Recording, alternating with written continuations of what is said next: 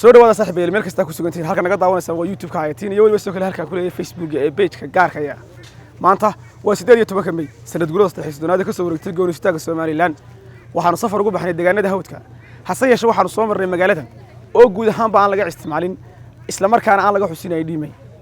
sababtoo oo tahay lagama isticmaalo Facebook WhatsApp YouTube Telegram iyo TikTok sidoo kale marka aad magaalada joogto awood badan uma lihid inaad garaacdo telefoonka gacanta oo aad kula hadasho magaalada Burco oo u jirto waxa aan ka fogeyn 50 kilomitir lacagta saada iyo dahabka ayaa sidoo kale aan diri karin dhamaan adeeg xumadaas iyo dhibaatooyinkaas waxa sababaya teen la'aan ka jirta magaaladan taas ayaa sababtay in aanay la soconin xuska quruxda badan ee 18 May ee sida weyn looga xusay Soomaaliland marka aan bulshada qayb kamid ah wax weydiinay waxa ay noo sheegeen in haba yaraatay hal sawirna aanay arag oo ku saabsan sanad ee ka soo wareegtay goonistaga Soomaaliland dadweynahan ugu dambeyn oo naga codsaday inaanu waxa weeye muuqaalkooda baahino waxa fariin culus u direen shirkadaha Somtel iyo Telesom waxay sidoo kale ku baaqeen inay hantidooda ku bixinayaan goob kasta oo ay degayaan ama laga dhisay ateenadaasi dadweynaha deegaanka Libigoon oo la hadlay warbaahinta Hayatiin waxa ay yiraahdeen sida tan عليكم ورحمة الله وبركاته أنا وحنا هنا برشة دجان اللي بيجون وحنا كعبنا موبيلادي وأتان حمنا يسطا فيسبوك الآن من كمان الكاسة استعنوا الله وحيقول في الأيام يشرت ما كانوا كتشوفه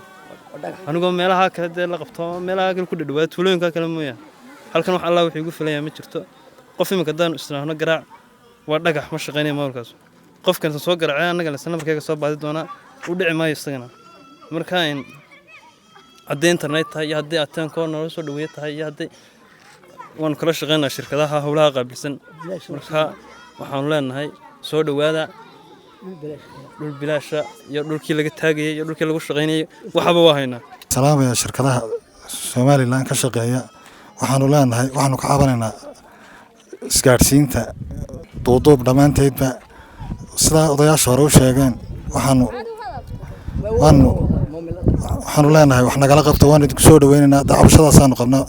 wax nagala qabto waanu leenahay bismillaahir rahmaanir rahiim aad baan idin salaanay waxaanu ka cabanaynaa haddaan degmada Labagunahay inaad teenka naloo hagaajiyo Somtel iyo barakaadba khadkana naloo shaqaysiiyo maanta waxa laga ciyaarayay soo bishii 18keedii maadamaanaan daawan lama socono dalka waanu ka harsanahay waxaan rabnaa si degdeg ah in lagu soo daayo khadadka ateenada waxaba shirkadda Somtel dhulkiina laga taagayna waa noo diyaar anaguna aad iyo aad baan ugu hambalyeynaa diyaar ugu naha magaciga waxa la yiraahdaa Saciid Maxamed Xirsi waxaan u dhashay deegaanka tuulada la yiraahdo Sayare iminkana waxaan joogaa magaalada la yiraahdo Libigoon waan soo gaaray socdaal ku soo gaaray waxa weeyaan waxaanu ka caabanaynaa wax la yiraahdo horta ateen xumo kow deegaanka ilaa Libigoon ilaa Sanyare waxa ka jirta wax la yiraahdo ateen xumo bulsho badan oo aad iyo aad u tiro badan way ku nooshaa waxaanu ka codsanaynaa labada shirkadood ee iminka ka shaqeeya ee ugu badan tirada ugu badan la isticmaalo shirkadda Dahabshiil iyo Telesom barakaad labadaba moobiladu qof waliba labadii kaarba uu sitaa qof kasta oo bulshada ka mid labadii kaarba uu sitaa waxa naga haysta wax la yiraahdo ateen xumo moobilada waaweyn iyo kuwa yar yar badalku dee u haysta qof waliba qaati ayuu iska taagay ateen xumo qofka ganacsatada ah iyo ka kale ee muraad leh ee lacag dira marka uu lacagta qofka u diro ma jiis la waayo waxay isku qabsadaan lacagta ay ma dirin iyo waan ku dira dibadna waxay nagu qasabtaa inaanu shirkadii la hadalno imisa lacag soo galay ama qofka noocaasi muxuu la marka noocaasi muxuu lacag dira dibadna labadii qof ay saystay waxa kala saara xawaalada togdheer barakuta la kala saarta adeegu marka aad iyo aad ayuu noogu adeeg yahay waxaanu ka codsanaynaa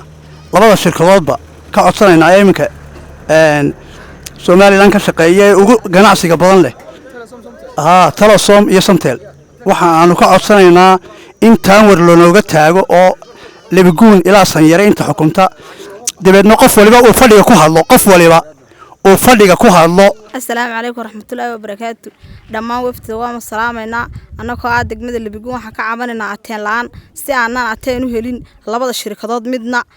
إن شاء الله وحن دونين أتين كنا لو هجاتيو خدد ما هيصنو واتساب ما هيصنو فيسبوك ما هيصنو مدنا نوما شقيو موبيلادنا نوما جرعمان هدي إلهي لقى رجينا وحرمنا إن لو هجاتيو إن لو وينيو سي عنا كنا ده وجوهم برينا ضد وينها يشرك دعوة بسم الله الرحمن الرحيم سلام شيء إنكو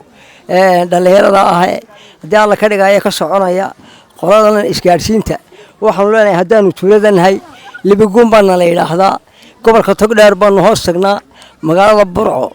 هذا الله كذا أفرت كيلومتر أما إلى عشان يأفرت بنو جرها ددوينا فربضان باكونول إلى عشان كنقف كل واحد دجن هذا الله كذا جايو تضرب بقولقش